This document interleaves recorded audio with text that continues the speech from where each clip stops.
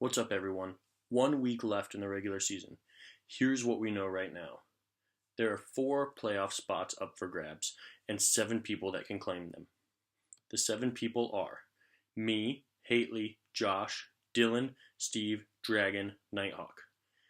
As it stands right now, Sarah and Eric have the 2 bye weeks, and Haitley, Josh, Nighthawk, and myself hold down the other 4 spots. Here's what each of us needs to do to secure a spot in the playoffs. Sarah and Leif have clinched. Haitley, Josh, and I just need to win this week, and we are in. Haitley and I can afford to lose with some help. If Josh loses, he is out due to his points for total being so low. Steve plays Nighthawk. This is the only game where 2 6-6 teams play each other. The winner of this game is all but guaranteed a playoff spot. Dragon and Dylan need the most help. I will start with Dragon. Dragon needs to beat Zach, which is not insurmountable. He also needs his girlfriend to beat Dylan and Kaiser to beat Josh.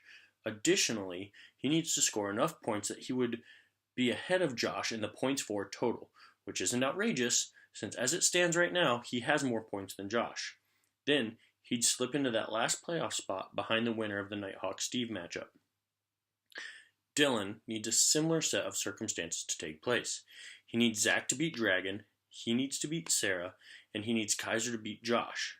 And he also needs to make sure he scores enough points to be ahead of Josh in the points for total, which, as it was with Dragon, is not outrageous, since Josh has the lowest points for total of any team with a shot at the playoffs.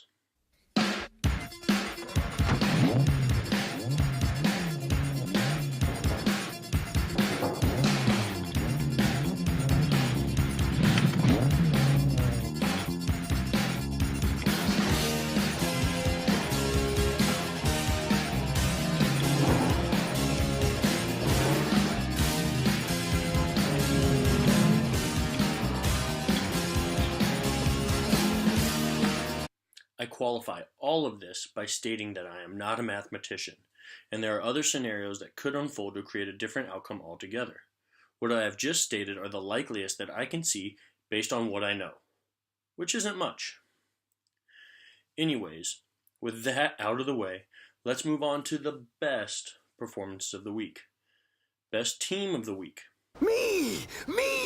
I'm the guy! I outscored Eric by 1 point, giving me a slight edge as top scorer this week, due in no small part to big days from Alvin Kamara and Zach Ertz.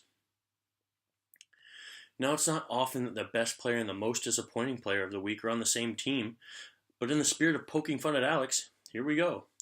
The best player of the week is no doubt Julio Jones. 12 receptions for 253 yards, 15 rushing yards, and 2 touchdown receptions for 50.8 points. In spite of that huge performance, Eric still held the upper hand going into Monday Night Football thanks to big performances from Phillip Rivers and Brandon Cooks. However, Proc needed a measly 6 points from Jeremy Maclin, 3 receptions for 30 yards, and he would have won. He couldn't even do that. 1 catch for 6 yards. Worst team of the week. Sarah. Thanks to a goose egg from Vernon Davis on Thanksgiving Day and Michael Crabtree getting 5 for fighting on Sunday, Sarah couldn't even break 100 points.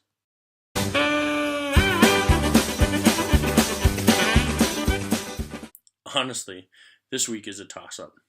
Frank Gore, sitting on Dylan's bench with 15.9 points, put in over Ajayi, could have won him the game.